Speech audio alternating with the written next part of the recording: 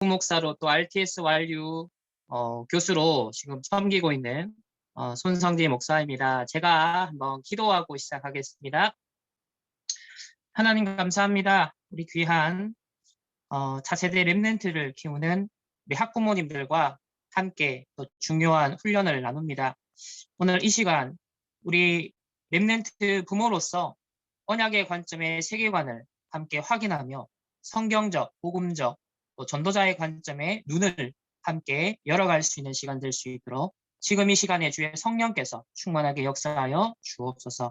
감사드리며 살아계신 예수 그리스도의 이름으로 기도합니다. 아멘. 네, 만나서 반갑습니다. 제가 오늘 심부름하게 될 주제는 랩런트 부모의 영적 세계관인데요. 특별히 후대 교육의 성경적인 관점에 대해서 함께 나누고자 합니다.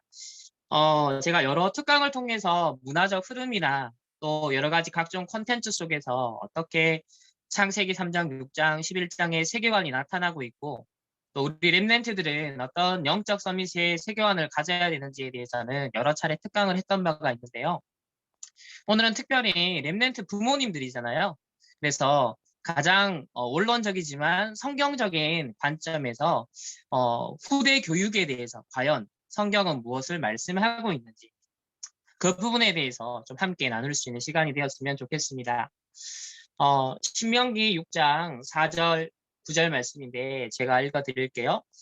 이스라엘아 들으라.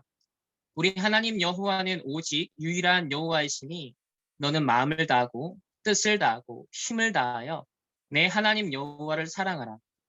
오늘 내가 내게 명하신 이 말씀을 너는 마음에 새기고 내 자녀에게 부지런히 가르치며 집에 앉았을 때에든지 길을 갈 때에든지 누워 있을 때에든지 일어날 때에든지 말씀을 강론할 것이며 너는 또 그것을 내 손목에 메어 기호를 삼으며 내 미간에 붙여 표로 삼고 또 내 집 문설주와 바깥문에 기록할지니라.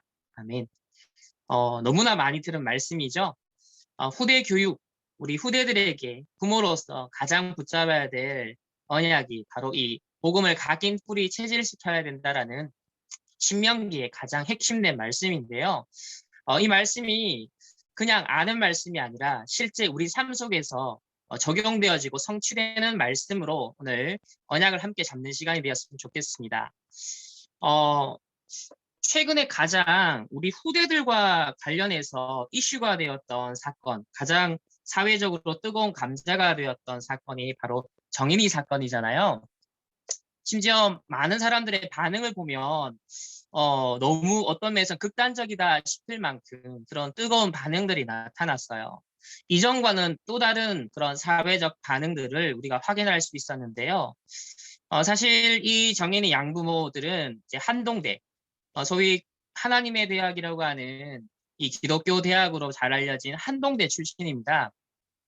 그런데 제가 한동대를 이제 2004년도에 입학을 했고 2010년도에 졸업을 했거든요. 제가 학교를 다닐 때 바로 이 양부모도 학교를 같이 다니고 있었기 때문에 그 당시 캠퍼스 커플로서 제가 잘 알고 있었습니다. 그러니까 저는 이 약 10년이 흐르고 이런 사건이 벌어지는 걸 보면서 그 당시에는 그냥 캠퍼스에서 흔한 CC 커플로 지내는 모습을 봤을 뿐이고요. 그리고 이제 양모인 장하영 씨 같은 경우는 한동대는 1년에 같이 한 30명, 40명이 묶여서 한 팀으로 가는 프로젝트가 있습니다. 교수님 한 분을 모시고 한 3, 40명 정도가 1, 2, 3, 4학년으로 구성된 한 팀을 이루는데 제가 4학년 당시에 장하영 씨가 같은 팀이었어요. 제가 4학년 때는 활동을 많이 하지 않았었는데 어쨌든 1년 동안 한 팀으로 묶여졌던 그런 사실 사이였습니다. 카톡으로도 사실 그 당시에 팀이 묶어져 있거든요, 아직까지도. 근데 이 사건이 벌어지고는 사실 그 이후로는 아무런 지금 말들이 올라오지 않고 있죠. 저는 이 정인이 사건을 보면서 참 우리 부모님의 영적 상태, 또 정신적인, 또 육신적인 삶의 어떤 상태가 참 한 후대를 살릴 수도 있고 참 죽일 수도 있구나라는 것을 보면서 너무 안타까웠고요. 그리고 이 부모가 사실 제가 한동대 다닐 그 무렵에도 뭔가 참 많은 것을 가린다. 뭔가 이렇게 사실보다는 뭔가 더 있어 보이려고 내세우려고 한다라는 그런 느낌을 받긴 받았어요. 근데 실제로 이제 이 삶의 이 사건의 배경에 보면 그런 어떤 부모들의 오래된 각인과 뿌리와 치질 이런 것들이 배어 있다는 것을 보게 되고 또 목회자 자녀로서 둘 다 목회자 자녀인데 사실 또 목회자 자녀 그들만의 상처가 있었겠죠. 이런 것들이 함께 좀 합쳐지면서 또 한 10년 동안은 우리가 스마트폰이라든지 미디어가 워낙 대세였고 그 세대로서 아마 미디어와 또 각종 문화 콘텐츠에 이 부모도 특히 엄마 같은 경우는 스마트폰을 뭐 손에 놓지 않고 늘 가지고 다니면서 24 했을 정도다 그렇게 보여집니다. 그래서 여러모로 영적으로나 육신적으로나 삶으로나 규모가 무너져 있었고 그런 영적 힘이 없는 사이 많은 상처와 영적 문제가 결국 한계에 달하면서 이런 비극적인 일이 전 세계화되어지는 참 안타까운 그래서 오히려 기독교 대학을 먹칠하고 오히려 이 기독교에 대해서 더 먹칠하는 그런 사건들이 참 벌어지는 거 보면서 참 안타깝다라고 생각을 했습니다. 그래서 오늘 세계관이라는 주제를 제가 맡았는데요. 세계관은 어려운 게 아닙니다. 세상을 바라보는 안목이다. 근데 중요한 것은 이건데요. 세상에서 일어나는 모든 일에 대한 가치관적인 판단을 의미합니다. 그러니까 우리가 세상을 볼 때는 저마다의 우리 부모님들의 가치관이 있다는 거죠. 자녀 교육에 있어서도 여러분의 가치관이 있을 거예요. 하나 서밋스쿨로 이 대안학교 교육을 내가 랩넨트 자녀에게 시키겠다라고 여러분이 선택을 하셨을 때는 그것에 대한 가치 발견이 있었기 때문에 가능한 그런 액션이었습니다. 또 그 세계관은 인생의 의미나 가치에 관한 통일적인 견해. 그러니까 굉장히 중요한 건 세계관은 통일적이고 일관성이 있다는 거예요. 여기에 따라 다르고 저기에 따라 다른 게 아니라 이런저런 기준이 각기 작용하는 것이 아니라 매우 우리 삶에 전반적으로 일관성 있게 통일적으로 영향을 미치는 어떠한 관점, 견해다라고 볼 수 있습니다. 어떤 면에서 내가 의식하는 것보다 우리의 무의식 속에 잠재의식 속에 훨씬 각인뿔이 체질되어서 우리도 모르는 사이에 영향을 미치고 있는 그런 근본적인 뿌리와 같은 관점이다라고 볼 수 있겠죠. 또 세계관은 우리의 지적이고 정서적이고 실천적인 측면을 다 포괄하는 그런 포괄적인 전 세계에 대한 어떤 인식을 의미하고 근본적으로는 결국 이 세계관에 따라서 우리의 인생관도 결정이 된다. 그렇게 볼 수 있겠습니다. 또한 어떤 역사적 상황 속에서 또 어떠한 실천적인 방향을 지향하면서 생각하고 사색하고 결단하고 행동하는가의 문제와 더 깊은 관련이 있다. 이게 무슨 말이냐면 우리의 세계관은 머릿속에만 머무는 것이 아니라 실제 우리 가치관을 좌우하면서 실질적인 우리의 삶의 선택, 우리의 액션까지도 좌우하는 그런 중요한 잣대로서 작용을 하고 영향을 미치는 것이 세계관이라는 거죠.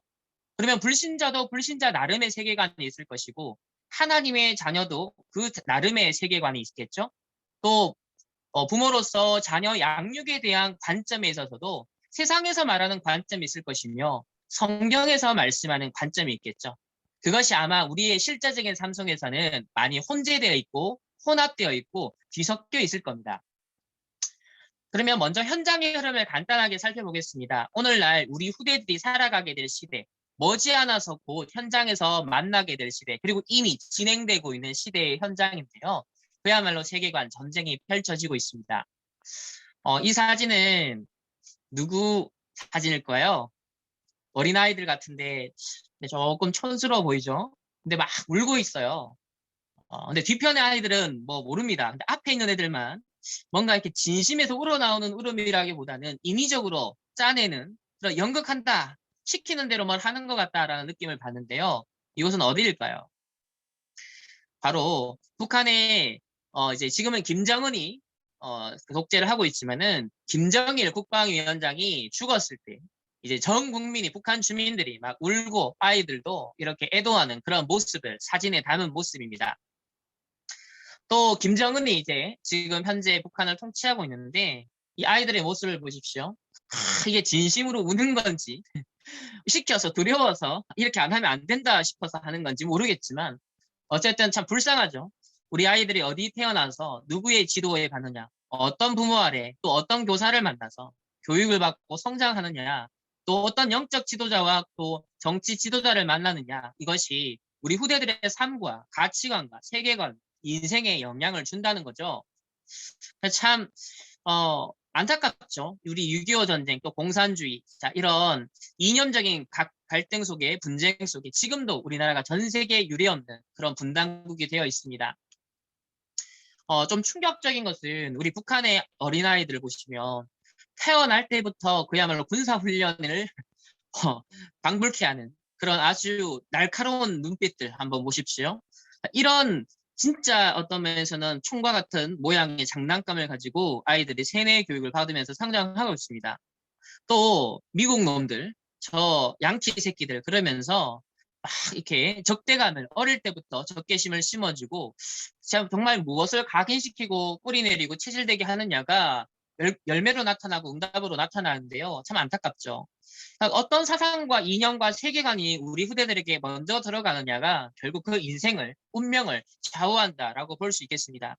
운동회를 해도 이런 식의 운동을 하더라고요.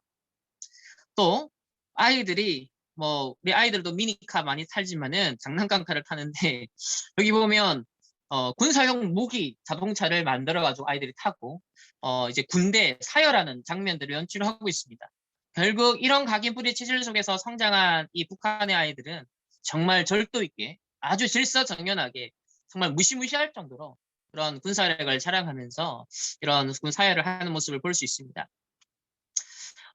우리나라 지난 한 10년 동안에 출판인들이 뽑은 2010년대 키워드를 뽑아보니까 빅데이터를 활용해서 가장 이슈가 되었던 것이 페미니즘입니다. 한 지난 10년 우리나라 대학생, 또 청년들, 또 사회 문화계를 관통했던 가장 이슈가 소설책이다, 여러 가지 계몽시키는 각종 책들, 영화, 컨텐츠들이 쏟아지기를 주로 페미니즘을 기반으로 해서 많은 컨텐츠를 쏟아졌고요.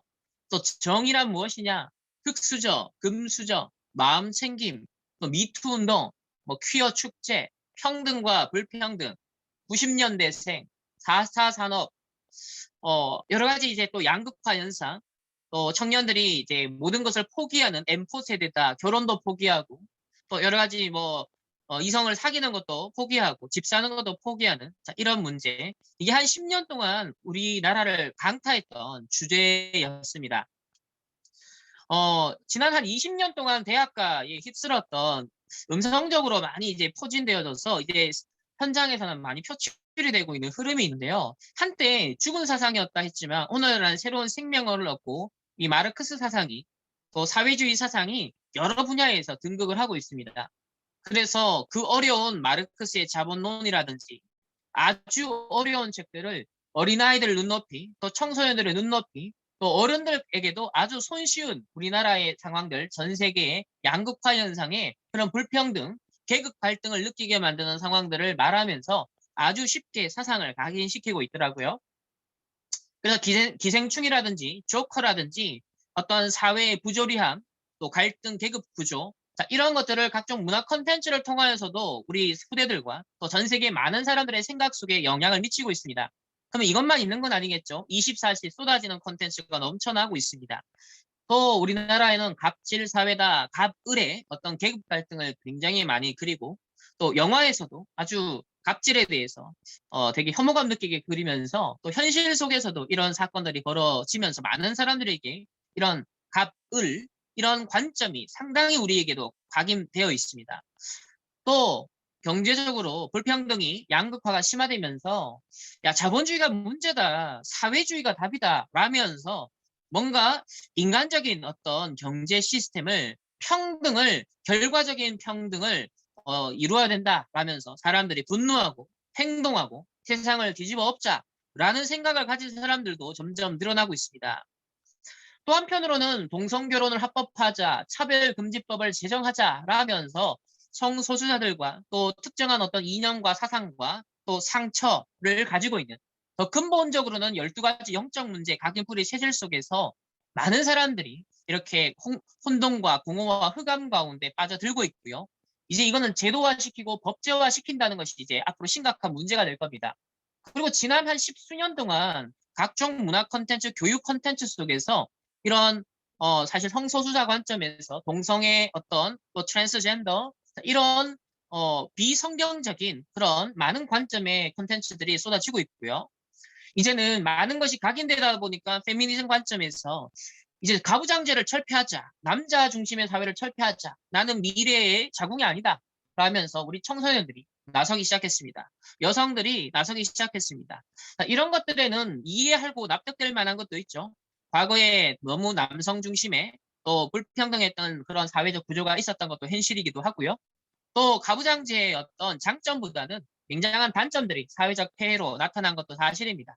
거기서 피해를 본 많은 어떤 억울함, 상처, 분노 이런 것들이 함께 결부가 되면서 거기에 또 마르크스 사상 이런 혁명적인 사상이 이 페미니즘 D에서 작동을 하면서 사실 우리 후대들에게 많은 여성들에게 각인뿔이 체질되고 사회의 흐름을 만들어가고 있습니다. 중요한 것은 하나님이 원래 성경에서 주신 가정의 축복, 후대의 축복, 남자의 축복, 여자의 축복 그것을 무너뜨리고 그 축복을 회복시키는 것과는 거리가 먼 방향으로 점점 더 상처를 각인시키는 쪽으로 나아간다는 것이 바로 사단이 노리는 한 수가 아니겠습니까? 그래서 이제 어린아이들에게도 교육을 시켜야 된다. 이 페미니즘의 관점에서 뭐 단순히 남자, 여자를 평등하게 하자라는 그런 어떤 순진한 얘기가 아니죠. 페미니즘은 근본적으로 마르크스 사상을 기반으로 해서 지금 발달이 되고 진행이 되고 있습니다. 그렇기 때문에 창세기 3장 나 중심, 오로지 나를 위해 나의 인권, 나의 자유, 내 몸이 나의 중심이다. 내가 주인이다. 라고 하면서 사실 창세기 3장의 관점이 더욱더 노골적으로 각인되고 있고 이제 교육으로 제도권 속에 점점 침투시키고자 또 문화를 통하여서 교묘하게 파고들고 있습니다.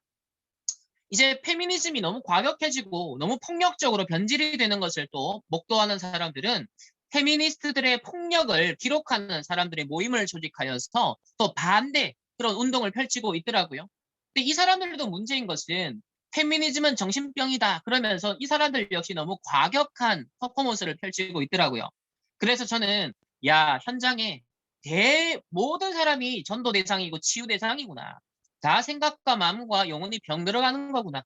오직 복음이 아니면 우리 후대들이 앞으로 가게 될 사회 현장은 지금도 이 수준인데 앞으로 우리 초등학교 1, 2학년 두고 있는 우리 부모님들 현 시대를 넘어 앞으로 5년, 10년 안에는 세상이 어떻게 변화되어질까요? 정말 우리 렘넌트 선교사가 필요하고요. 정말 언약 가진 부모가 기도하는 파수꾼의 부모가 너무 필요한 시대가 되었습니다. 아마 이런 인식이 여러분에게도 있기 때문에 이 대안학교를 선택했다라고 저는 믿는데요. 심지어 이제 기독교계에서 신학교계에서도요. 페미니즘을 마치 교회가 지금 쇠퇴하고 있고 청년들이 떠나고 있는 시대에 지금 시대에 어떤 뜨고 있는 정신, 시대에 유행하고 있는 정신인 페미니즘과 하나님의 나라를 결부시켜서 교회를 성장시키고 부흥시켜보자 라는 이런 인본주의가 또 동원되고 있습니다.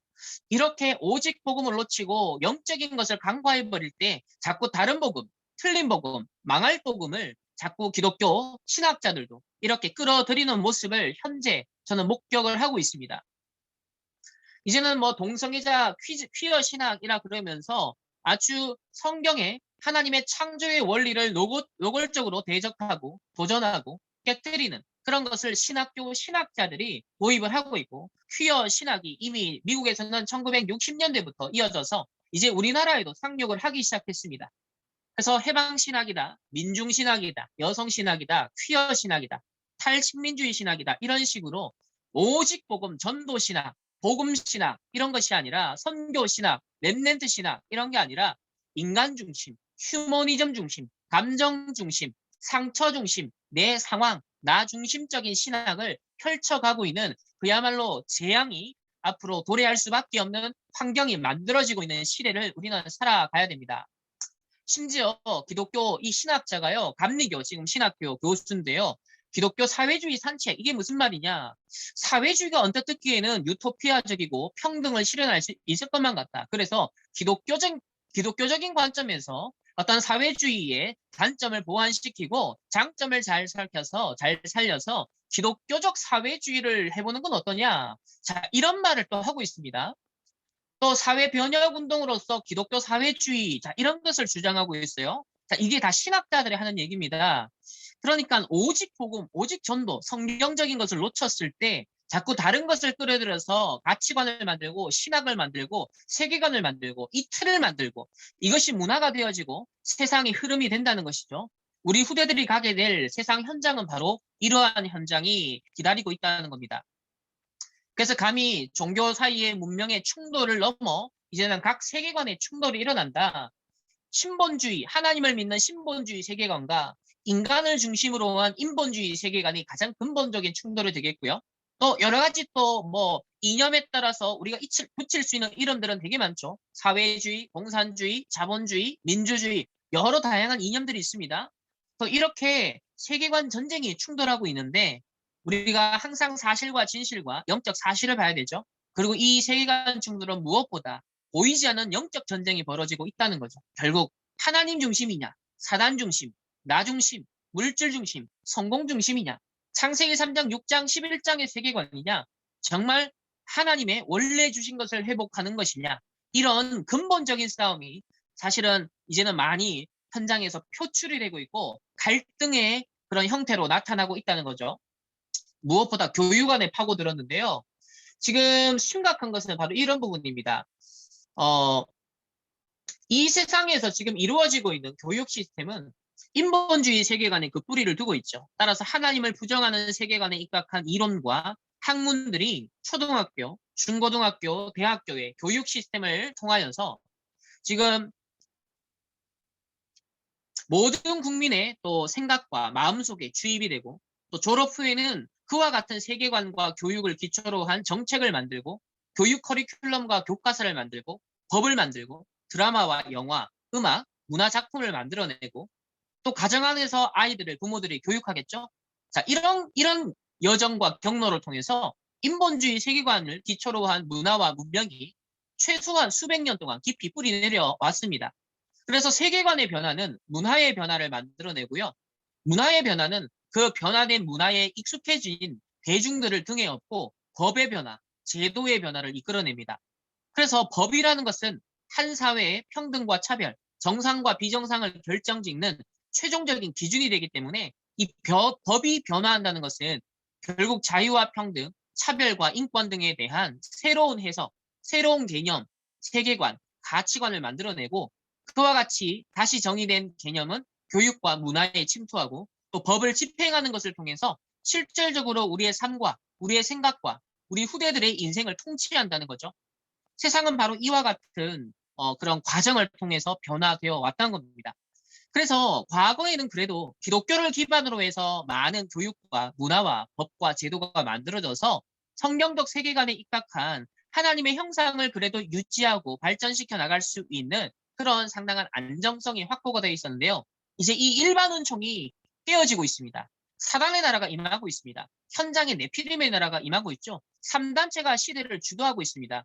그러다 보니까 이제 교육과 문화와 법과 제도 속에 하나님의 자녀가 아니라 불신자들이 3단체 서밋들이 자리를 잡고 그 주도권을 행사하기 시작하면서 점점점 하나님의 형상을 깨뜨리는 쪽으로 점점점 영적인 문제가 올 수밖에 없는 그러한 구조를 만들어가고 있습니다. 그래서 이 영국의 어떤 한 학생을 인터뷰를 했더니요. 자기는 기독교인이라고 합니다. 그런데 이 현장은 술집으로 변해버린 교회인데요. 지금 이곳은 교회가 아니잖아요. 만약에 과거처럼 교회였다면 문제가 되지만 지금은 술집이 되었으니까 괜찮다라고 합니다. 그러면서 영국은 지금 제가 1999년에서 2000년 사이에 1년간 영국에 유학을 갔었는데요. 이미 영국의 그 당시에 교회들이 많이 문을 닫고 술집으로 또 디스코텍으로 그렇게 변해 용도 변경된 현장을 목격할 수 있었습니다. 지금은 더 많은 교회들이 무너졌고요. 그래서 실제로 왜 그러면 교회가 용도 변경되고 무너지고 있느냐? 바로 성도들이 없기 때문이고 후대들이 없기 때문입니다. 반면에 여기 보면 무슬림이 이런 얘기를 합니다. 여기 런던에서 기도할 수 있는 장소를 애타게 찾고 있었다. 마침내 이곳 교회 사람들과 연락이 닿았다. 이 교회는 이미 오래전부터 문을 닫고 있었다고 한다. 자, 무슬림은 부흥하고 지금 유럽, 프랑스, 또 이런 영국을 장악해 들어가고 있는 반면 기독교는 쇠퇴하면서 점점점 기독교 문화도 상실되어가는 시대 속에 살아갑니다. 실제 영국 교회의 실상이죠. 백발의 노인들밖에 이제 남지 않았습니다. 우리 청년들, 우리 후대들, 렘넌트가 완전히 끊어지고 증발된 현실입니다. 이게 미국과 영국 교회의 현실이고 머지않아 한국 교회의 현실이 되겠죠. 이런 시대에 하나님이 다락방 전도운동과 렘넌트 운동을 부르셔서 하나님이 우리에게 오직 복음운동, 오직 전도운동 회복하도록 우리에게 미션을 주십니다. 이 흐름 속에 하나님이 언약의 이 대열 속에 있는 부모들로, 우리 렘넌트 부모들로 하나님이 축복하시고 부르셨다는 거죠. 심지어 여기 목회를 하는 목사님들이 얼마나 영적인 감각이 없냐면요. 젊은이들이 일요일에 말도 타야 되고 테니스도 쳐야 되고 축구도 해야 되고 슬픈 일인데 왜 그러는지 모르겠대요. 얼마나 영적으로 무지하면 후대들이 왜 이렇게 방황하는지, 교회를 떠날 수밖에 없는지 진단조차 하지 못하고 있습니다. 여기 보면 40년 동안이나 목회를 했는데 그 질문에 대한 답을 얻지 못하고 있다고 합니다. 그러니까 이 목사님의 지금 생각 속에, 이미 대답 속에 영국 교회가 무너질 수밖에 없는, 후대들이 결국은 교회를 떠날 수밖에 없는 배경이 나오죠. 그만큼 영적으로 무지하다는 것을 보여줍니다. 그러면 영국의 후대들은, 우리의 자녀들은 어디에 빠져들고 있을까요? 바로 영국이 기독교화되기 전에, 영국이 복음화되기 전에 그런 오컬트, 미신, 그런 각종 고대 종교가 있었는데요. 그런 고대 영성으로 회귀하는 흐름이 나타나고 있습니다. 이것은 특별히 북유럽을 중심으로 이런 유럽 대륙에 점점점 고대, 유럽이 복음화되기 전에, 기독교를 받기 전에 가지고 있었던 토속 종교로 그 영성이 다시 회귀하고 있는 그런 영적 세계관으로 돌아가고 있는 시대를 우리는 지금 보고 있습니다. 2012년 런던 올림픽 개막식과 폐막식을 보시면 굉장히 영적인 이 유럽의 고대 영성을 추구하는 그런 세계관을 그리고 있는 많은 퍼포먼스들이 나타나고 있었죠. 이게 보면 땅의 영혼을 깨우기 위해 의식을 행한다. 영국의 영혼을 깨우고 있다. 라면서 엑스터시를 막 추구를 합니다. 심지어 과거 한때 19세기 위대한 선교를 했던 영국이 이제 지금 사람들이 뭐라 그럽니까? 선교사들의 선교가 잘못된 것이다. 사과한다. 잘못된 것이다. 이렇게 말합니다. 예수는 인간이었고 위대한 스승이었고 샤먼, 무당이었다라고 주장합니다. 2000년 전의 일이고 이제 우리는 그리스도의 구원이 필요 없다. 우리만 우리를 구원할 수 있다. 예수의 구원을 기다릴 수 없다. 누가 우리를 구원해 주나? 우리 자신이다. 영국에서 신이라는 말은 이제 쓸모없는 단어다. 사람들은 신이라는 단어를 통제, 압제, 교리, 도그마 이런 것과 동등하게 생각하기 때문이다. 그러니까 얼마나 복음이 상실되었으면 신이 필요 없다. 신이라는 감옥에서 탈출해야 된다. 우리가 렘넌트 교육이 참 중요하지만 어떻게 렘넌트들이 복음이 각인되게 할 것인가? 정말 기도가 필요합니다. 정말 지혜가 필요합니다.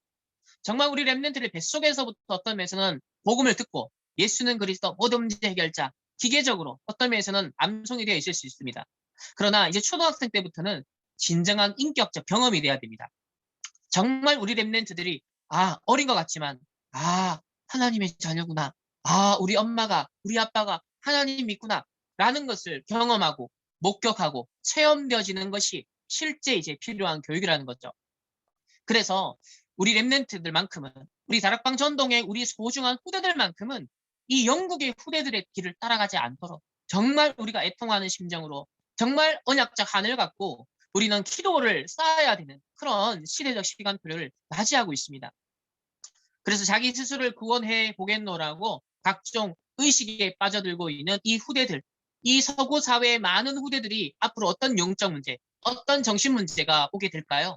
결국 우리 렘넌트를 통하여서 이 시대에 모든 것을 가지고 있는 강대국이 오직 복음을 놓쳐서 결국 무너질 수밖에 없고 재앙이 올 수밖에 없고, 이런 시대에 답을 줄 수 있는 후유증을 대비해야 될 우리 후대들로 키워야 될 우리 부모로서 우리는 사실 시대적인 책임감을 가지고 하나님 앞에서 단순히 내 자녀를 잘 키우자라는 수준이 아니라 이 시대에 정말 우리는 영적 파수꾼이구나.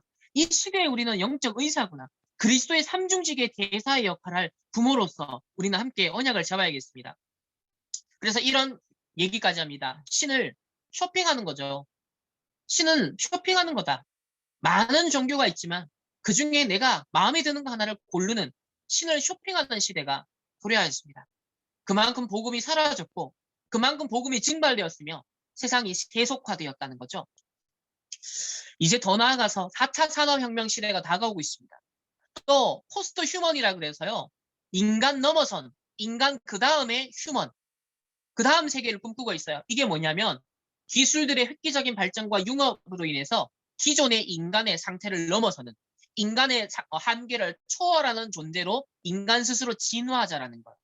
지난 수천 년 동안은 인간이 자연 발생적으로 진화했다면 이제 4차 산업의 기술력을 동원해서 인위적으로 인간 스스로 업그레이드 시키자라는 거예요. 이게 포스트 휴먼의 개념입니다. 과거에는 이 개념이 그냥 그저 개념으로만 머물렀지만 이제 4차 산업의 기술력이 워낙 발전하니까요. 이것을 실제로 적용하고 도전하겠다라는 아주 바벨탑이 쌓여져 가고 있습니다. 실제로 전 세계에 지금 엘리트들에게 영향을 주고 있는 유발 하랄이라는 이 유대인 역사학자가 쓴 책 중에 호모데우스가 있습니다. 호모데우스는 바로 신이 된 인간이라는 뜻인데요. 과학기술의 발전을 통해서 기아와 질병, 전쟁을 통제하는데 이제 인류가 성공했기 때문에 지금 인류에게 주어진 중요한 미션은 바로 호모사피엔스를 호모데우스로 업그레이드하자. 그러니까 생물학적으로 진화되어 왔던 인간을 이제는 급진적으로 우리가 의도적으로 스스로 초월시키고 업그레이드 시킬 수 있는 시대가 왔다라는 이런 무서운 사상이 창세기 3장, 6장, 11장이 전 세계 엘리트들에게 또 4차 산업의 주역들인 실리콘밸리에 있는 그런 엘리트들에게 깔려가고 있다는 겁니다. 이 유발 하랄리는 24살 때 앞으로 굉장히 깊은 명상을 했습니다. 10일 동안 집중하면서 명상을 하면서 그때 엄청난 깨달음을 각성하는데요. 뭐라고 합니까? 명상을 통해 집중력과 이런 어떤 창의력, 명정함이 없었다면 사피엔스나 호모데우스 같은 책을 쓰지 못했다. 지금도 매일 2시간씩 명상을 하고 매년 한두 달 정도는 집중적으로 명상 수련을 한다고 합니다. 그러니까 이 사람이 전 세계에 영향을 주는 책을 쓰기 전에 약 10년 동안 뭘 했냐면 명상으로 깊은 단계에 들어갔다는 거죠. 거의 10년 이상, 2000년도부터 2010년까지 거의 깊은 명상을 하는 것 속에 사피엔스, 호모데우스, 또 이런 여러 가지 세상에 영향을 주는 책들이 나온 거예요. 결국 복음 아닌 영적 서밋, 기능 서밋, 문화 서밋이 된 거죠. 정말 우리 후대들이, 또 우리 부모들이 이 시대의 싸움은 딴 싸움이 아니라 영적인 힘의 싸움입니다. 우리가 육아를 한다, 교육을 한다, 신앙생활을 한다 할 때도 우리의 직장생활을 한다 할 때도 가장 근본이 결국 영적 힘이 뒷받침되지 않으면 아무리 좋은 메시지, 아무리 좋은 특강, 아무리 도전되는 것을 여러분이 부딪힌다 하더라도 결국 삶의 현장에 돌아가면 결국은 또 안 되죠. 그래서 우리는 점진적으로 되다가 안 되다가 반복하겠지만 점진적으로 지향해야 될 방향은 영적인 힘을 조금씩 우리가 끌어올려야 됩니다. 영적인 힘을 조금씩 쌓아가야 됩니다. 왜? 평생을 두고서. 우리 후대들을 두고서 평생의 발판이 되고 배경이 돼야 되기 때문에 우리는 영적 서밋으로서 힘을 조금씩 축적해 나가야 되는 방향성을 일관적으로 잃지 말아야겠습니다. 오늘날 이 4차 산업을 비롯한 전 세계 많은 서밋들이 그들만의 영성운동에 집중하고 있습니다. 그들만의 모임 속으로 서밋 운동을 하고 이제 각종 기술력을 동원하여서 어떤 뇌의 잠재력을 끌어올리기 위해서, 엑스터시를 경험하기 위해서, 창의력을 끌어내기 위해서 그들만의 집중 속으로 들어가고 있습니다. 자, 그렇다고 할 때 이제 우리 하나 서밋 스쿨 지금 이제 2학년 올라가는 우리 랩런트를 둔 부모와 또 이제 1학년 신입생을 우리 입학시키는 그런 귀한 언약의 부모님들이 계십니다. 자, 우리에게 주어진 기회가 뭘까요? 절대적 시간표가 중요합니다. 자, 일반 학교인은 언약의 가정과 또 학교 사이에 함께 공유할 수 있는, 소통할 수 있는 복음적 토대가 아예 없죠. 사실상 교육의 균형이 깨어집니다. 유치원 때까지 복음교육, 하나렘에 보내서 복음교육 실컷 시켜놔도 일반 초등학교 1학년 1학기를 보내고 나면은 사실상 세속화되어지고 굉장히 다른 것, 틀린 것, 흑암의 것, 사단의 것들이 어쩔 수 없이 각인뿔이 많이 체질되죠. 그런 아마 안타까움들이 직간접적으로 목격되어졌던 우리 부모님들이 복음 대학 교육이 그래서 필요하다. 그래서 하나 서밋 스쿨이라는 것을 아마 선택을 하셨을 거라고 믿습니다. 그런 교육의 균형을 깨뜨리지 않고 일관성 있게 복음 교육을 어쨌든 초등학교까지는 끌고 가보자 라는 나름의 여러분의 결단과 결심이 섰기 때문에 응답이 있기 때문에 이런 도전을 할 수 있겠죠. 자, 이런 측면에서 복음 대안교육 시스템은 일단 응답 중에 응답이고 축복 중에 축복이라는 것을 여러분 스스로가 자부하시고 여러분 스스로가 자긍심을 가지시고 나의 선택이 틀리지 않았다. 부모로서 우리 후대들을 놓고 기도하면서 믿음의 발을 내디디는 이 선택이 최고의 선택이었다. 라는 것을 정말 하나님 앞에서 당당하게 정말 고백하시면 됩니다. 왜냐하면요, 복음 안에서 부모가 학교와 함께 영적으로 소통하고 기도의 파수꾼이 되어서 소통하면서 가정교육과 학교교육을 원내스 시켜 나갈 수 있는, 일치시켜 나갈 수 있는 절호의 기회가 일단 여러분에게 주어졌다는 거예요. 출발선상에서 일단 기회가 주어졌다. 물론 현실로 돌아가면 학교 교육과 교회 교육과 이 가정 교육이 잘 일치가 안 될 수 있습니다. 서로가 어떤 면에서는 뭔가 또 갭이 생길 수도 있어요. 그럼에도 불구하고 일반 학교, 세속 교육을 시키는 인본주의 교육을 시키는 그 학교에 보내는 것보다는 절대적으로 하나님께서 축복하실 수밖에 없는 기회가 우리에게 주어졌다는 거예요. 그러면 중요한 건 이 기회를 잘 살려야 됩니다. 치유와 서밋의 여정을 두고 부모와 교사가 함께 조력할 수 있는 기회가 주어졌다는 거예요. 일반 학교 보내면 선생님하고 영적인 얘기 할 수 없잖아요. 많은 영적인 배경, 하나님의 말씀 뭐 이런 거 얘기할 수 없습니다. 그러나 우리는 이런 걸 갖고 상담할 수 있죠. 이런 걸 두고 함께 기도할 수 있는 그런 기회가 왔다는 게요. 이거는 돈으로 환산할 수 없는 기회인 거예요. 그래서 아이들이 잠자는 시간을 제외하면 뭐 평균적으로 8시간을 만약에 한다고 했을 때 가정에서 보내는 시간과 학교에서 보내는 시간이 거의 동일합니다. 앞으로 방과 후 뭐 교실까지 한다면 결국 8시간, 8시간, 8시간 정도로 쪼개진다고 볼 수 있어요. 따라서 학교와 이 가정에서 랩런트 교육을 담당하는 비중은 실질적으로 비슷하다, 똑같다라고 볼 수 있습니다. 시간적으로. 그럼 부모는 가정에서는 치유의 기둥을 세워야 되고요. 학교에서는 서밋의 기둥을 복음 안에서 함께 세워나가야 됩니다. 물론 우리 후대들을 세워나감에 있어서 두 기둥의 역할을 하는 것이 가정과 학교인데 물론 더 근본에는 이 교회, 우리가 예배드리는 영적 배경이 있지만 오직 그리스도, 오직 하나님이라 성령 충만이 선포되는 강단의 말씀이 있겠죠. 교회가 있겠죠. 그리고 그 흐름을 타는 가정, 그 흐름을 타는 교사가 있는 학교. 자, 이것이 유기적으로 소통이 되는 이게 어마어마한 가치라는 겁니다. 여기에 대한 가치 발견을 부모로서 하는 것이 사실 여러분의 후대의 응답과 관계되어 있습니다.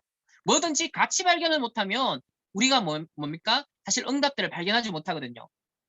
그래서 가정에서는 치유의 응답을, 또 학교에서는 서밋의 응답이지만 사실 이게 딱 양분되지는 않습니다. 현실 속에서는 치유와 서밋이 서로가 함께 소통되어지면서 유기적으로 연결될 수밖에 없는 교육 구조를 이루고 있습니다.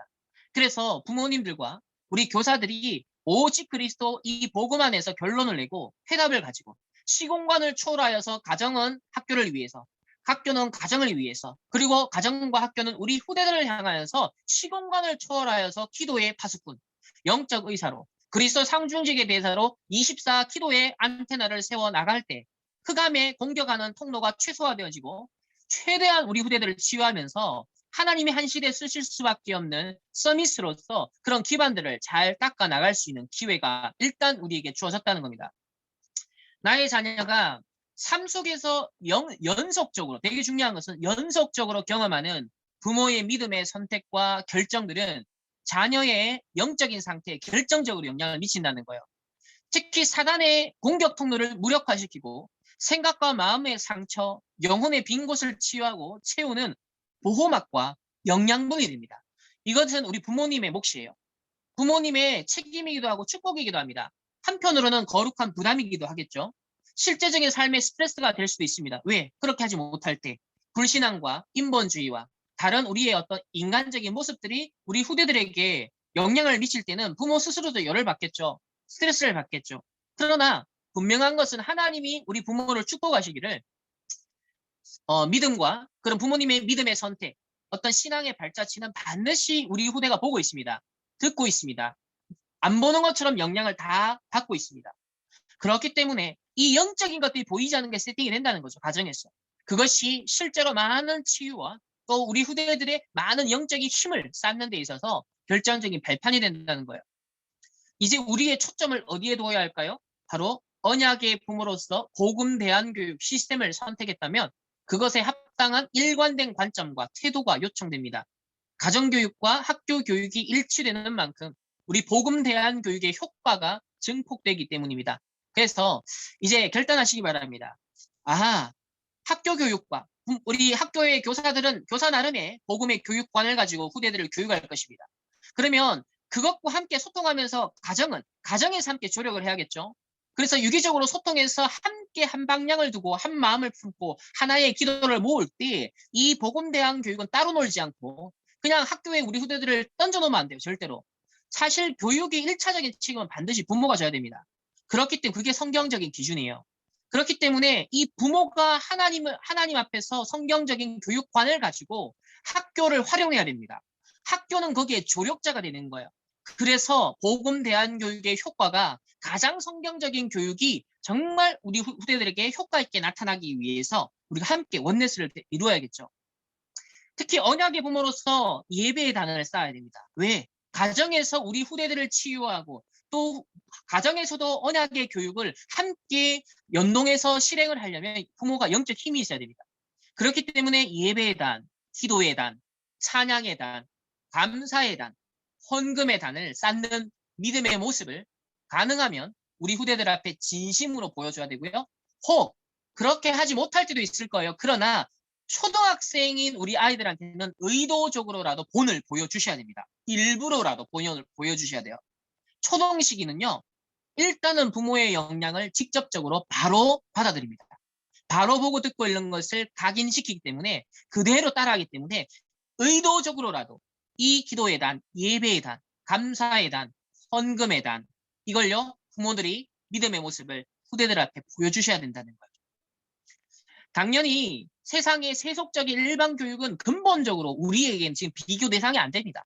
인본주의 교육과 신본주의 교육은 본질적인 차이가 나기 때문에 그렇다면 복음 대한 교육을 선택한 믿음의 학부모로서 우리는 어떠한 관점과 태도를 유지해야 할까요? 우리는 성경에서 그 답을 찾아야겠습니다. 왜냐하면 하나님의 감동으로 기록된 성경만이 교훈과 책망과 바르게 함과 의로 교육하기에 유익하고 하나님의 사람으로 온전케 하며 모든 선한 일을 행할 능력을 갖추게 하기 때문이죠. 자, 그럼 성경적인 관점을 몇 가지 살펴보겠습니다. 먼저 성경의 세계관인데요. 성경은 창조, 타락, 구속, 완성이로 요약할 수 있는 66권의 이 성경을 구속사적인 관점에서 말하고 있습니다. 그러니까 성경과 교회사, 세계사는 타락한 인간과 세상을 구원하기 위해서 종말론적인 하나님 나라의 완성을 향해 나아가는 하나님의 구원의 여정, 언약의 여정이라 볼 수 있습니다. 창조, 타락, 구속, 하나님 나라의 완성에 이르기까지 모든 과정은 독립된 사건이 아니라 하나님의 예정된 구속사 속에 포함된 연속성 있는 하나님의 구원의 드라마이자 언약을 성취하는 여정입니다. 따라서 전체 과정을 일관된 관점으로 봐야 하고요. 창조, 타락, 구속, 완성으로 요약되는 성경적 역사관, 세계관을 일관성 있게 적용하는 그래서 모든 현상을 해석하고 행동의 방향성을 바로 이 관점에서 찾아야 됩니다. 우리 부모로서 후대를 교육하는 교육관도 마찬가지겠죠. 이 세상과 역사의 존재 의미는 하나님의 구원 계획 성취, 곧 하나님 나라를 완성하는 것에 있습니다. 그 중심에는 예수 그리스도의 구원 사역이 있고요. 그 적용은 현재 진행 중입니다. 구원을 얻는다는 것은 하나님 나라의 시민이 된다는 것이고 하나님을 왕으로 모시고 삶의 모든 영역에서 그분의 통치하심을 믿고 누리며 삶의 현장에서 실현하는 것을 포함합니다. 따라서 우리 부모님들의 교육 현장, 우리 후대들을 양육하는 현장도 바로 하나님을 왕으로 모시고 우리가 살아가야 됩니다. 하나님 나라는 어떠한 특정한 시공간에 제한된 개념이 아니라 하나님의 통치가 모든 영역에 임한다는 거죠. 하나님의 나라는 하나님과 언약 관계를 맺은 그 자녀들의 여정을 통해 이루어집니다. 우리 이제 후대들이 이 서밋 스쿨을 통하여서 걸어가게 될 여정 또한 바로 하나님의 나라가 이루어져 가야 되는 그 과정 속의 한 장면이라고 보시면 되겠죠. 그래서 하나님의 나라는 현재 진행 중인 특징과 그리고 미래에 완성될 특징을 동시에 가지고 있습니다. 하나님 나라의 현재성, 미래성. 이게 무슨 말이냐? 하나님의 나라는 예수 그리스도가 이 땅에 오심으로 이미 시작되었지만 다시 재림주로 오실 때까지 완전히 실현되지는 않았습니다. 그래서 예수님이 재림하실 때 하나님의 나라가 완성이 되고요. 우리는 아직도 주님의 초림과 재림 사이에 하나님 나라의 현재성을 맛보는 동시에 미래에 완성될 하나님의 나라를 소망하면서 살아가는 종말론적인 그런 신앙인들이고 우리의 자녀들도 바로 이 길을 걸어가고 있습니다. 죄의 상징인 뱀의 머리가 그리스도의 십자가와 부활로 인해 부서졌지만 사단의 세력이 아직도 꿈틀거리며 역사하기 때문에 성도들, 우리 언약의 부모님들, 우리 렘넌트들은 이 세상에 살아가면서 계속 옛사람의 세력과 새사람의 세력 간의 영적 전쟁을 경험합니다. 이것을 신학적으로는 종말론적인 긴장관계다 그렇게 말하는데요.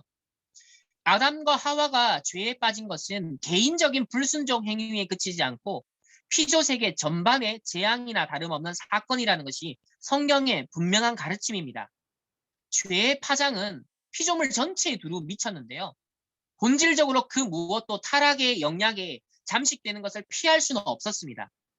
국가나 가족, 우리 후대, 이런 사회의 구조, 예술이나 기술, 문화적인 발전, 성욕구, 식생활, 이런 신체적인 기능, 여러 가지 세상에 속한 그 무엇을 살펴봐도 창조주께서 친히 지으셨던 멋진 작품들이 이제는 주님을 거역하는 터전으로 전락하고 말았죠. 그래서 어떤 신학자가 이렇게 말했어요. 예수님의 십자가 사역은 2차 세계대전을 종결지었던 노르망디 상륙작전에 비유를 합니다. D-Day는 상륙작전 개시를 의미하고 V-Day는 바로 승리일이죠. 독일이 항복하여 연합군이 최종적으로 승리한 날을 뜻합니다. 그러니까 상륙 개시일 그 자체가 사실 결정적인 타격을 입히기 때문에 승리는 보장이 되었지만 그러나 남아있는 잔존 세력들, 적들을 소탕해야 되죠. 완전한 승리를 거두기 위해. 그래서 예수님이 십자가에서 초림 때 십자가에서 결정적으로 사단의 일을 멸했지만 그렇지만 사단은 뭐요? 꿈틀거리고 살아서 지금도 우리 후대들을 공격하고 우리들의 신앙을 방해합니다. 그러면서 이 땅에 복음을 없애려고 하죠. 그래서 우리는 하나님의 나라를 이루고 바로 세계 복음화를 위하여서 언약의 여정을 우리도 우리 후대들도 걸어가는 거예요.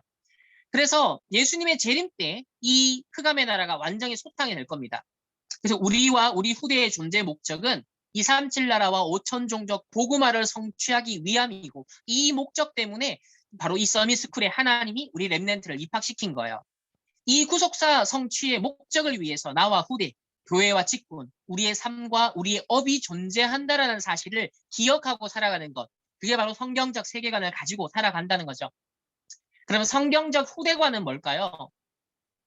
헬라 시대의 좋은 소식, 기쁜 소식, 바로 굿 뉴스는 전쟁의 승전보, 자녀 탄생의 소식을 알리는 일반적으로 매우 기쁜 소식을 가리키는 말이었습니다. 그래서 성경에서는 하나님이 인간 구원을 위해 예수 그리스도를 통해 주신 구원의 복음을 바로 굿뉴스, 기쁜 소식이다라고 했죠.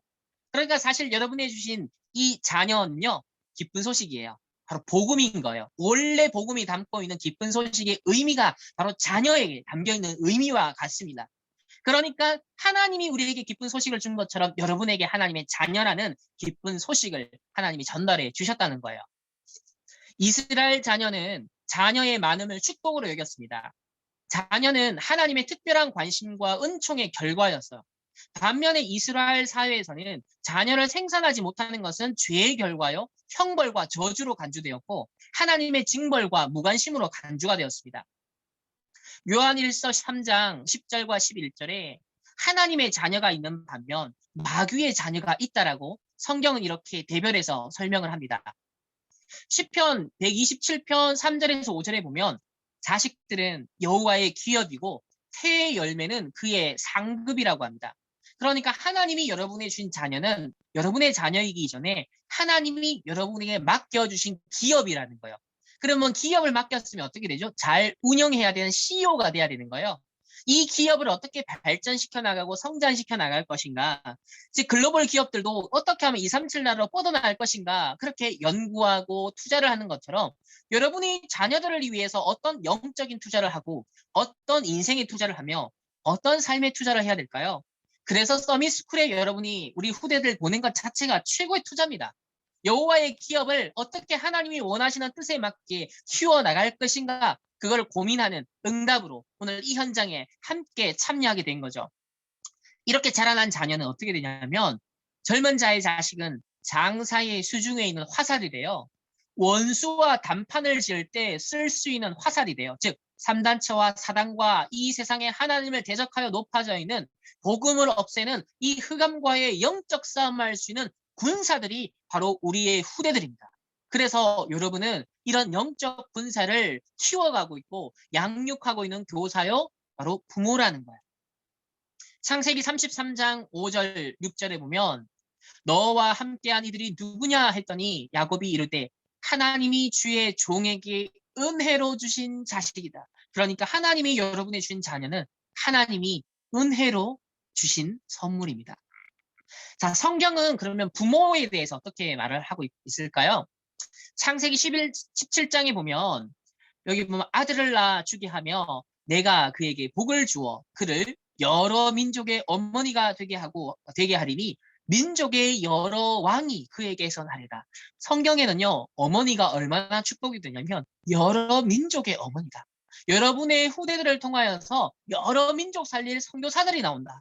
그 후대의 후대들이 계속 237 나라 5천 종족을 살리는 그런 헌신을 하고 헌금을 하고 정말 거기에 인생 방향을 맞춰 살아간다면 어떻게 된다? 여러분이요. 어머니로서 여러 민족의 어머니가 되는 거예요. 여러 민족의 왕들을 탄생시킬 수 있는 어머니라는 겁니다. 또 잠언 17장 6절에 손자는 노인의 면류관이요. 아버지에게는 그 자식이 영화다라는 거예요. 그러니까 아버지에게는 자존심입니다. 아버지에게는 영광인 거예요. 나의 자녀가. 그러니까 하나님의 자녀를 볼 때 그렇게 생각하는 것처럼 우리도 자녀들한테 부모로서 아버지가 바로 나의 영화다. 나의 영광이다. 라는 거죠. 갈라디아서 4장 19절에는 나의 자녀들아 너희 속에 그리스도의 형상을 이루기까지 다시 너희를 위하여 해산하는 수고를 하노니 이 바울의 고백인데요. 이거는 실제 이제 부모의 역할을 말하는 거예요. 실제 육신적으로 우리 생물학적으로 우리 후대들을 놓는 것뿐만 아니라 그렇게 엄마가 해산하는 수고를 하는 것뿐만 아니라 이 땅에 아이들을 양육하고 교육하는 모든 과정 속에 무엇을 하나님의 형상을 이루기까지 다시 해산하는 수고를 한다라는 거예요. 이게 이제 부모님들이 가정에서 교육하고 교사들이 학교에서 교육할 때 아주 가지고 있어야 되는 중요한 철학입니다. 우리의 자녀들이 나에게 맡겨주신 이 하나님의 형상이요 기업이 회복될 때까지 해산하는 수고를 하는 것처럼 내가 이런 헌신을 한 거구나.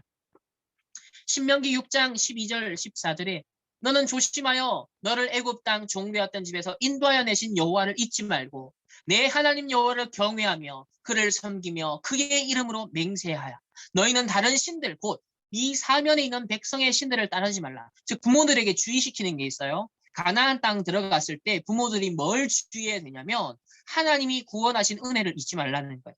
부모님들이 가정에서 하나님 주신 구원의 은혜를 잊어버리면 그것이 우리 후대들에게 전달됩니다. 여호와를 경외하셔야 돼요. 여호와를 섬기며 그의 이름으로 맹세하되 뭘 주의하라? 백성의 즉 가나안 땅에 있는 우상 숭배하는 자들의 신들을 따르지 마라. 즉 세상의 가치관을 따라가지 마라. 세상의 기준을 따라가지 마라. 세상의 세계관을 따라가지 마라. 세상의 기준과 타협하지 마라. 이게 부모들에게 하나님이 명령하신 부분입니다. 출애굽기 2장 1절 3절에 레위 가족 중 한 사람이 가서 레위 여자에게 장가들어 아들을 낳으니 그가 잘생긴 것을 보고 석 달 동안 그를 숨겼으나 더 이상 숨길 수 없게 되며 그를 위하여 갈대 상자를 가져다가 역청과 나무신을 발라서 이 강에다가 띄웁니다. 누굽니까? 바로 모세를 키운 요게벳입니다. 이 요게벳은요, 그 부모는 아들을 보는 순간 하나님이 주신 것을 알았어요. 여기 보면 잘생긴 것을 보고라는 원어의 뜻은 얘가 외모적으로 잘생긴 것을 말하지 않습니다. 이 아이에게 주신 하나님의 달란트를 딱 눈치챘다는 것을 의미해요. 이 잘생긴 것을 봤다는 것의 원어의 의미는 그겁니다. 그러니까 우리 후대들을 여러분이 부모로서 뭘 잘 관찰하셔야 되냐면 하나님이 이 자녀에게 주신 것, 이 하나님이 주시는 원하는 것, 이 자녀에게 주신 현장이 무엇이고 어디일까? 그것을 질문하면서 시대에 지금 죽음의 위기 앞에 바로가 다 죽이려고 하는 시대에 자녀가 생을 걸고 목숨을 걸고 그를 숨겼거든요. 이게 뭐냐면 내가 후대 교육에 생을 걸겠구나. 내가 우리 후대들에게 언약적 교육을 시키는데 내 인생을 올인하고 내가 정말 내 인생에 생을 다하겠다. 목숨을 걸겠다. 사실 이런 결단이 우리 부모들에게 있어야 된다는 것을 이 요괴벳을 통해서 우리에게 보여줍니다. 그러면서 어떤 믿음의 결단이에요? 역청과 나무의 진을 발라서 우리 후대들이 다른 세상 것이 침투하지 못하도록 나일간의 물이 범람하지 못하도록 침투하지 못하도록 갈대 상자를 여러분이 이 서밋 스쿨이 바로 갈대 상자와 같은 거예요. 거기에서 역청과 나무의 진을 바르는 겁니다. 여러분의 가정이 바로 이 역청과 나무의 진을 바라는 거예요. 그래서 복음으로써 교육시키고 각인 뿌리 체질되게 하는 그런 갈대상자 교육이 바로 이 서밋스쿨과 가정에서 일어나는 거죠. 사무엘상 1장에도 이 아이를 위하여 내가 기도하였더니 내가 구하여 기도한 바를 여호와께서 내게 허락했다. 나도 그를 여호와께 드리되 그의 평생을 여호와께 드리나이다. 기도 속에 우리 후대가 태어났고 기도 속에 우리 후대를 하나님께 드린다. 정말 여러분이 후대를 정말 하나님 앞에 사무엘을 한나가 드린 것처럼 하나님 앞에 드리면서 한 시대에 하나님이 마음껏 쓰실 수 있는 그런 하나님의 무기가 될 수 있는 그런 기도가 꼭 되어지길 소망합니다. 욥기에는 보면 심지어 자녀가 잘못한 것에 대해서 부모가 하나님께 범죄한 것을 사죄하는 기도를 할 수 있다는 거예요. 자녀들이 죄 지은 것에 대해서 아직 인지하지 못하고 죄라는 것을 인식하지 못할 수 있어요. 그러나 부모는요, 뭘 할 수 있냐면 여기 보면 성결하게 하되 명수대로 번제를 드렸으니 이는 욥이 말하기를 혹시 내 아들들이 죄를 범하여 마음으로 하나님을 욕되게 하였을까 합니다. 그러니까 아직 어린아이들은 마음으로 스스로 내가 죄를 짓는다라는 것을 잘 모를 수도 있거든요. 그러면 우리 부모님들은 어떤 기도를 해 주셔야 되냐면 우리 후대들이 알고 모르고 짓는 모든 죄들, 하나님을 떠났던 죄는 이미 그리스도를 만났으니까 해결됐지만 자범죄가 있고 또 조상의 죄가 있고 각인 뿌리 체질되는 알게 모르는 죄들이 있거든요. 그래서 이것을 대신 부모님이 기도하면서 흑암을 막아주는 역할을 부모가 중보기도 할 수 있다는 겁니다. 디모데후서 1장 4절 5절에 네 눈물을 생각하여 너 보기를 원하면 내 기쁨이 가득하게 하여 내 속에 거짓이 없는 믿음이 있음을 생각함이라. 이 믿음은 네 외조모 로이스와 내 어머니 유니게 속에 있더니 네 속에도 있는 줄 확신함이라. 정말 바울과 눈물이 소통될 정도로 바울에게 기쁨이 될 정도로 이 디모데에게는 거짓이 없는 믿음이 그 외할머니와 어머니를 통하여서 전달되었다는 거예요. 그래서 부모는 하나님을 대신하여 자녀를 신앙으로 양육할 책임을 맡은 자요. 자녀를 위해 기도하고 축복할 수 있는 영적 권위를 부여받은 자입니다. 그래서 하나님이 직접 하시지만 여러분에게 맡기셔서 대신 경영할 수 있도록 그런 권위와 권세를 주셨습니다. 그래서 부모의 제일 되는 책임은 자녀에게 믿음의 언약의 본을 보여주는 것입니다. 그래서 성경의 교육권은 이러합니다. 이르되 가라. 가서 그 아기의 어머니를 불러오니 이 아기를 데려다가 나를 위하여 젖을 먹이라. 그 삭설 주리라. 모세가 자기 아들을 다시 되찾아와서 언약 교육시킵니다. 철저하게 오직 복음이 각인되도록. 그래서 창세기, 출애굽기, 레위기, 신명기 이것을 기록할 정도로 이 복음의 아주 핵심들을 기록할 정도로 언약이 정확하게 전달되는 교육을 어머니를 통해서 일어났다는 거죠. 또 이스라엘아 들어라. 부모님들에게 하신 얘기입니다. 부모들아 들어라. 오직 유일한 여호와, 오직의 길이 있다. 세상과 타협하는 길이 아니라 이것저것 중에 하나가 아니라 정말 하나님의 자녀가 살아가는 그 길, 하나님의 자녀의 부모들이 살아가는 그 길은 하나밖에 없다는 거예요. 마음을 다하고 뜻을 다하고 힘을 다하여 네 하나님 여호와를 사랑하라. 이건 자녀에게 명령한 게 아니라 부모에게 명령한 겁니다. 힘을 다하고 뜻을 다하고 마음을 다하여 여호와를 사랑하라. 그리고 부모에게 명령합니다. 이 말씀을 너는 마음에 새기라. 아이들에게 각인시키기 전에 부모에게 각인시켜라는 거예요. 스스로에게. 네 자녀에게 부지런히 가르쳐라. 이제 이때 자녀에 대한 사역이 일어나는 겁니다. 먼저 부모에게 말씀이 각인되어져서 여호와를 사랑하는 뜨거운 마음이 있어서 그것이 우리 후대들에게 교육으로 전달이 되는 거죠. 그래야만 길에 앉았을 때, 집에 앉았을 때, 길을 갈 때, 누워있을 때, 일어날 때 이거요 잔소리가 아니라 살아있는 말씀으로 전달이 되는 겁니다. 내 손에 메어 기호를 삼고 이것도 후대들에게 손목에 기호를 삼는 게 아니에요. 부모에게. 부모의 손에 언약의 말씀이 쥐어져 있어야 됩니다. 그리고 미간에 이마에다가 표를 삼는 뭐예요? 항상 내 생각과 마음에 언약의 말씀이 각인되어 있어야 된다는 거예요. 이게 부모의 역할입니다. 24 부모의 역할. 그리고 네 집의 문설주와 바깥 문에 기록해라. 즉 가정 예배입니다. 가정의 분위기를 영적으로 유지하는 것. 이게 부모의 역할이라는 거죠. 그래서 이 가정 교육과 더불어 학교 교육의 영적 교육이 접목되어지면 어떻게 되죠? 시너지가 대폭발하는 겁니다. 복음 대한 교육의 효과가 증폭이 된다는 거죠. 그래서 신명기 6장 20절에 그래서 후일에 네 아들이 묻기를 자녀들이 묻을 겁니다. 그때 할 말이 있어야 돼요. 여호와께서 명령하신 증거, 규례, 법도가 무슨 뜻이냐? 그랬을 때 네 아들들에게 이르기를 우리가 옛적에 애굽에서 바로의 종이 되었더니 애굽에 여호와께서 권능의 손으로 우리를 애굽에서 인도하여 내셨으니 뭡니까? 구원의 이야기가 어머니 아버지의 구원의 간증, 구원의 스토리가 우리 후대들에게 전달돼야 됩니다. 그러면서 크고 두려운 이적과 기사를 애굽과 바로와 온 땅에 집에 베푸시고 맹세하신 땅을 우리에게 주어 들어가게 하시려고 거기에서 인도하여 내시고 모든 규례를 지키라 명령하셨으니 우리 하나님 여호와를 경외하여 항상 복을 누리게 하기 위하십니다. 오늘과 같이 살게 하려 하십니다. 그러니까 구원하셔서 광야 여정을 인도하시고 복음을 각인 뿌리 체질할 수 있도록 주신 규례들, 세절기들, 성막, 각종 예배 시스템들 이 모든 것이 누구에게 전달되게 해라? 우리 후대들에게 전달되게 하라. 그것이 단순히 잔소리가 아니라 실제 삶의 교육을 통하여 증인된 모습을 통하여서. 그래서 왜 이게 중요할까요? 이걸 놓치니까 어떤 일이 벌어집니까?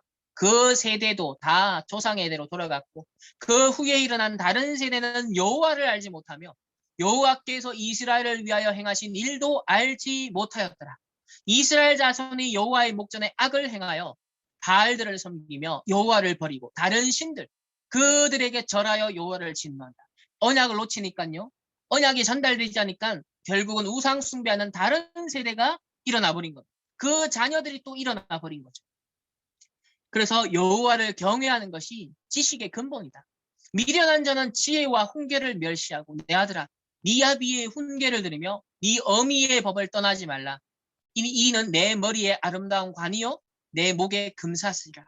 그래서 우리 후대들이 아버지의 훈계와 어머니의 법이 그게 잔소리나 율법주의적인 것이 아니라 정말 복음의 감사와 감격이 예배의 은혜가 정말 가정에서 넘쳐나고 여러분의 영적 힘이 기도가 전달되어지면서 그래서 여러분의 말 한마디에 권위가 실리고 영적인 힘이 실려져서 우리 후대들의 머리에 아름다운 관이요 목에 금사슬과 같이 매일 수 있는 그런 살릴 수 있는 그런 중요한 장치가 되기를 소망합니다.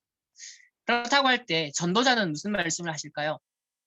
전도자는 시대마다 반복됐던 흐름이 있는데 이 저주와 재앙을 끊어버린 것이 바로 후대들이다. 우리 렘넌트이다 말합니다. 언제든지 복음을 회복하면 또 복음 상실되고 시대의 저주와 재앙이 일어날 때 이 흐름을 끊고 이 흐름을 바꾼 것이 우리 후대들입니다. 그럼 반드시 이 후대의 배경에는 렘넌트 부모들이 있었죠. 그래서 렘넌트 부모는 세상의 나라, 의식주만을 위한 우리 자녀를 키우는 것이 아니라 사단의 나라를 하나님의 나라로 바꾸기 위한 도전을 할 수 있는 우리 후대들, 하나님의 용사들을 키우는 것. 여기에 하나 서밋스쿨도 존재하고 우리 후대들, 가정들이, 우리 여러분들이 존재하는 것이죠. 그래서 이런 영적 서밋의 세계관을 우리 부모들은 특별히 가져야 됩니다. 그래서 현실과 사실, 진실도 중요합니다. 경제적인 현실, 만만치 않은 현실, 다 이런 것들이 실제적인 부딪히는 부분이죠. 그러나 우리는 영적 사실, 하나님의 절대 계획을 해가지고 우리가 힘들어도 우리가 조금 손해봐도 우리 후대들을 하나님 앞에서 어떻게 바르게 키울까? 이 기업을 하나님이 원하시는 목적과 방향을 위해서 나는 어떻게 헌신할까? 이것을 두고 하나님과 소통될 수 있는 힘을 우리 부모님들이 먼저 얻길 소망합니다. 그래서 인본주의의 노력으로 어쨌든 스스로 구원의 길을 찾아보고자 노력하는 인본주의 세상 앞에 하나님 중심의 신본주의 교육을 가지고 하나님 중심의 하나님의 사람 렘넌트를 키워서 또 이 후대 교육에 있어서도 하나님 중심의 교육관을 가진 우리 부모들이 증인으로서 많은 사람 앞에 증인으로 살릴 수 있는 우리 부모님들이 꼭 되었으면 소망합니다. 그래서 세상에 빼앗긴 사단에 빼앗긴 6가지 도구를 앞으로 여러분의 후대를 통하여 하나님이 이 시대에 회복시킬 것이다 라고 여러분 믿음으로 나아가길 바라고요. 미리 대비를 해야 됩니다. 그럼 우리 후대를 어떤 후대로 키워야 될까요? 미래를 대비해야 돼요. 그게 뭐다? 앞으로 3단체가 이끌 성공을 내다보고 이 바울이 로마를 대비했다는 거예요. 3단체가 가져올 실패가 있다는 겁니다. 후유증이 있다는 거예요. 시대적 위기가 있다는 겁니다. 그래서 이걸 막아줘야 된다. 바울은 이걸 막았고 그의 후손들과 후대들이 일어나서 250년 만에 이걸 끝냈다는 거죠. 그래서 우리 언약의 부모님들은 이 흐름을 읽고 있어야 됩니다. 이걸 깨달았다면 굉장한 기회가 우리 후대들 앞에 오게 될 겁니다. 그래서 이걸 제대로 부모들이 발견하면 내 인생에도 전환점이 온대요. 만약에 여러분의 자녀가 모세와 같다면, 요셉과 같다면 다니엘과 같다면 어떡하시겠습니까? 그건 알 수 없는 거예요. 우리가 어떤 믿음으로 발을 내딛느냐, 어떤 믿음으로 이 화살을 당기느냐에 따라서 그 후대가 간다고 했거든요. 내 믿음이 이 정도면 그만큼 갑니다. 그러나 하나님 앞에서 믿음으로 화살을 당기는 만큼 그 후대는 가게 되어 있어요. 우리 부모님의 믿음의 고백과 삶의 100% 실체가 안 돼도 괜찮아요. 실천이 다 안 돼도 믿음의 고백을 어떻게 하느냐, 하나님 앞에서 어떤 결단과 기도를 쌓느냐, 그걸 하나님 응답하십니다. 그래서 앞으로 세 가지 후유증이 온다고 합니다. 종교 후유증이 오고, 지식의 후유증이 오고, 경제 후유증, 3단체, 4차 산업의 후유증이 온다고 한답니다. 그렇다면 우리 후대들은 이 방향에 맞춰 우리는 지금 교육시키고 준비를 해야 돼요.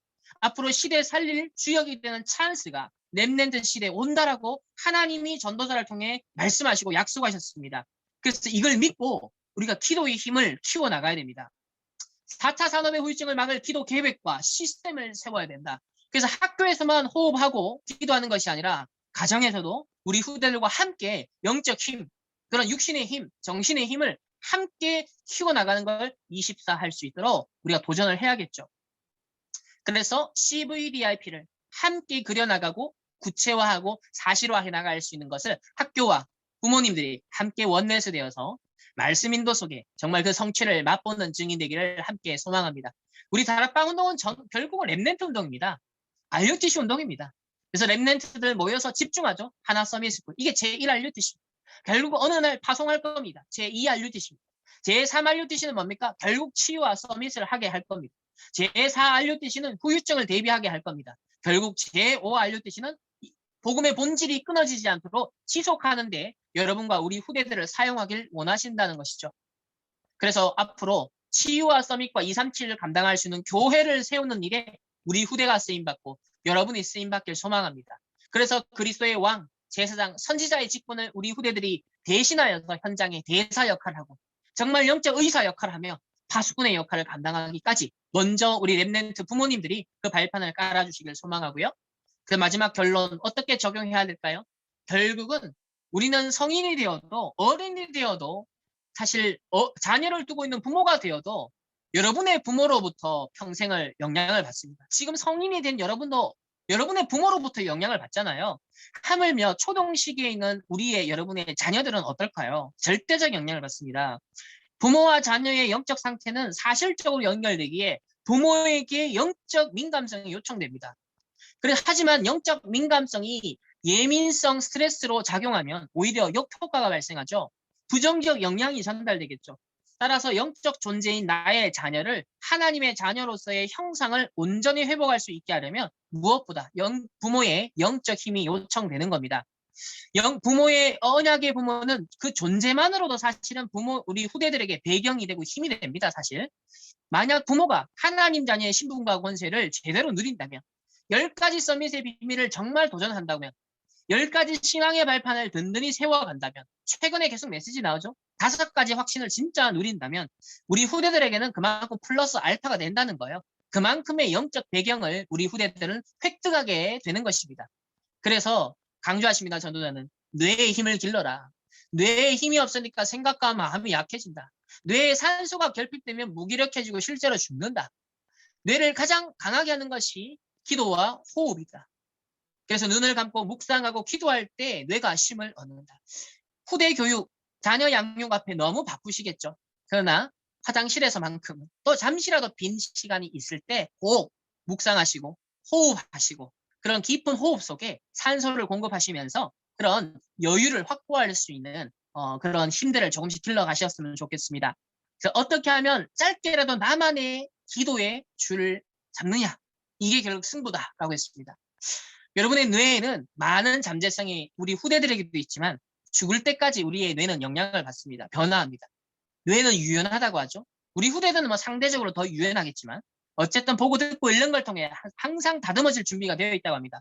우리는 죽을 때까지 하나님 주신 하나님의 형상을 우리는 회복하는 집중이 그래서 필요하죠. 오늘날 이 후생 유전학은 뇌에 각인된 파편 조각들이 쌓여서 생각의 네트워크를 구성하고 결국 유전자의 발현을 좌우한다고 합니다. 그러니까 여러분의 생각에 따라서 유전자 발현도 DNA도 바꿀 수 있다는 거예요. 그래서 우리 후대들에게 어떤 생각과 마음을 심어주느냐가 굉장히 중요하고 여러분의 생각과 믿음의 마음의 그 결단들, 액션들이 우리 후대들에게도 그대로 영향을 주기 때문에 이게 과학적으로, 의학적으로도 실제 영향을 미친다. 감사하는 마음이 뇌도 삶도 바꾼대요. 의학적으로 증명이 됐대요. 정말 구원의 감사가 넘치는 부모, 구원의 감사가 있는 가정은 어떨까요? 거기에 영향을 받는 우리 후대들의 뇌, 삶은 어떤 영향을 받을까요? 그런 면에서 앞으로 이런 우리 독서도 필요합니다. 하늘 보호자에 대해서 제대로 설명하는 기도로 세계를 움직이다. 또 말씀 묵상이 뇌과학적으로 어떤 영향을 미치는지 뇌의 스위치를 켜라. 그리고 호흡의 객관적인 영향력을 우리가 인지하기 위해서 호흡혁명 이런 것들을 한꺼번에 할 수 없지만 하나하나씩 하나 서밋스쿨 우리 부모 학부모 교육을 통하여서 우리 부모님들이 먼저 이 축복을 우리 후대들 뿐만 아니라 후대들이 지렛대가 되어서 우리 부모님들이 먼저 이 축복을 찾아내시고 평생의 응답이 되었으면 좋겠습니다. 그래서 이런 바탕 위에 하나님 전해주신 축복과 권세를 사용하는 기도가 쌓이고 결국 62가지가 우리의 미션홈이 되어지고 우리 후대들과 공유되는 삶이 되며 여러분의 인생이 되어질 때 평생을 두고 조급하지도 말고 평생을 두고 점진적으로 하나하나 회복하는 그런 말씀의 언약의 단을 기도의 단을 쌓아가시는 우리 모든 서밋스쿨 학부모님 되시기를 예수님의 이름으로 축복합니다. 예, 제가 한번 기도하겠습니다. 하나님 감사합니다. 오늘 하나 서밋스쿨 학부모 이런 또 캠프를 합니다. 오늘 이 시간을 통하여서 우리 부모님들에게 가장 필요한 것들이 전달되어지고 결단되어지고 각인되게 하여 주옵시고 이제 학교 우리 교사들과 또 교회와 또 이런 학부모님들의 가정교육을 통하여 원네스되어 우리 후대들에게 가장 필요하고 당연하고 절대적인 언약 교육이 정말 사실적으로 열매 맺을 수 있도록 하나님 축복하여 주옵소서. 이 일에 필요한 영적인 힘, 또 성령 충만, 영역, 지력, 체력, 경제력, 인력을 우리 부모님들에게도 도하여 주옵소서. 감사드리며 살아계신 예수 그리스도의 이름으로 기도드렸습니다. 아멘. 감사합니다. 우리